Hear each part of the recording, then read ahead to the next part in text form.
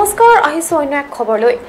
যোৱা শনিবাৰে অৰুণাচল প্ৰদেশৰ টুটিঙত অসমৰ নিৰীহ চালক ধ্ৰুৱ পাঠকৰ হত্যাৰ প্ৰতিবাদত চিলাপথাৰত অব্যাহত আছে তীব্ৰ প্ৰতিবাদ বুধবাৰে লিকাবাৰী সদৌ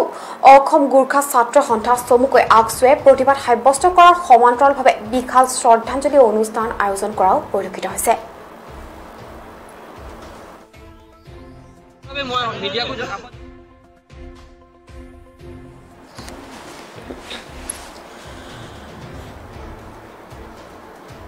যোৱা শনিবাৰে অৰুণাচল প্ৰদেশৰ টুটিঙত অসমৰ নিৰীহ চালক ধ্ৰুৱ পাঠকৰ হত্যাৰ প্ৰতিবাদত চিলাপথাৰত অব্যাহত আছে তীব্ৰ প্ৰতিবাদ প্ৰয়াত চালকজনৰ মৃত্যুত গভীৰ শোক প্ৰকাশ কৰে বুধবাৰে লিকাবালীত সদৌ অসম গুৰ্খা ছাত্ৰ সন্থাৰ উদ্যোগত অনুষ্ঠিত হয় এক বিশাল শ্ৰদ্ধাঞ্জলি অনুষ্ঠান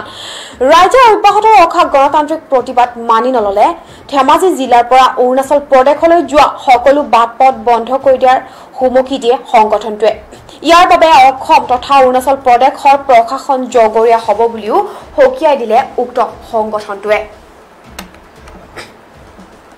ধেমাজি জিলা সমিতিৰ উদ্যোগত আৰু মালিনীপুৰ আঞ্চলিক সমিতিৰ উদ্যোগত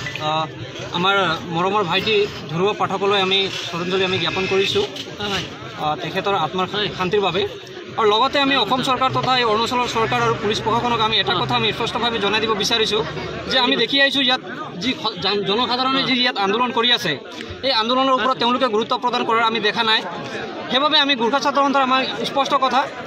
যদি তেওঁলোকে এই আন্দোলনত যদি গুৰুত্ব নিদিয়ে আমি গুৰ্খা ছাত্ৰ সন্থা ধেমাজি জিলা সমিতি হৈ কিন্তু আমি আন্দোলনত জঁপিয়াই পৰিম আৰু যদি গুৰ্খা ছাত্ৰ সন্থাই আন্দোলনত যদি জঁপিয়াই পৰে আমি অকল এই এম এছ আৰু চিলিতে আমাৰ এই আন্দোলন সীমিত হৈ নাথাকিব আমি গোটেই ধেমাজি জিলাৰ আমি গোগামুখৰ পৰা আৰম্ভ কৰি আমি ৰুকসিং গেটলৈকে অসম অৰুণাচল সীমান্তৰ যিমানবোৰ আমাৰ পথ আছে ৰাষ্ট্ৰীয় ঘাইপথ আমি গোটেই অৱৰোধ কৰি দিম এটাও গাড়ী আমি যাব নিদিম কিন্তু যদি তেওঁলোকে এই আন্দোলনকাৰী আৰু ৰাইজৰ যদি কথাবোৰ তেওঁলোকে মানি নলয় আৰু এই যি হত্যাকাণ্ড তেওঁলোকে সংঘটিত কৰিলে এই হত্যাকাৰীক তেওঁলোকে ফাঁচী প্ৰদান কৰিব লাগিব আৰু হত্যা মানে যাৰ মানে আমাৰ মৰমৰ ভাইটি ধ্ৰুৱ পাঠকৰ যি এটা ন্যায় মানে বিচাৰি আছে ৰাইজে এই ন্যায় তেওঁলোকে প্ৰদান কৰিব লাগিব সেইবাবে আমি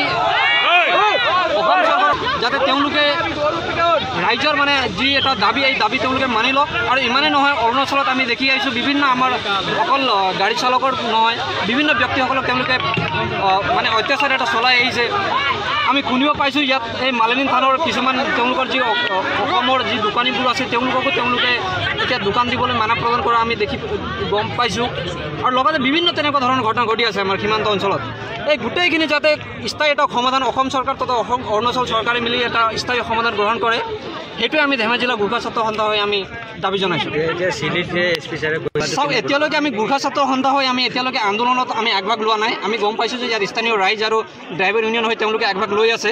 সেয়ে আমি আহ্বান জনাইছোঁ যে যাতে তেওঁলোকৰ যি এটা ডিমাণ্ড এই ডিমাণ্ডটো চৰকাৰে মানি লওক যদি এই ডিমাণ্ডটো মানি লয় কিন্তু গুৰ্খা ছাত্ৰ সন্থা হৈ আন্দোলনত নামি পৰিব আৰু যদি আমি আন্দোলনত নামি পৰোঁ কিন্তু আমি এটা যিটো পৰিস্থিতি কিন্তু বেয়াৰ ফালে ঢাল খাব আৰু তাৰ সম্পূৰ্ণ জগৰীয়া কিন্তু অৰুণাচল আৰু অসমৰ পুলিচ আৰু প্ৰশাসনে সেই দায়িত্ব ল'ব লাগিব কিন্তু ছাত্ৰ সন্থা ধেমাজি জিলা সমিতিৰ উদ্যোগ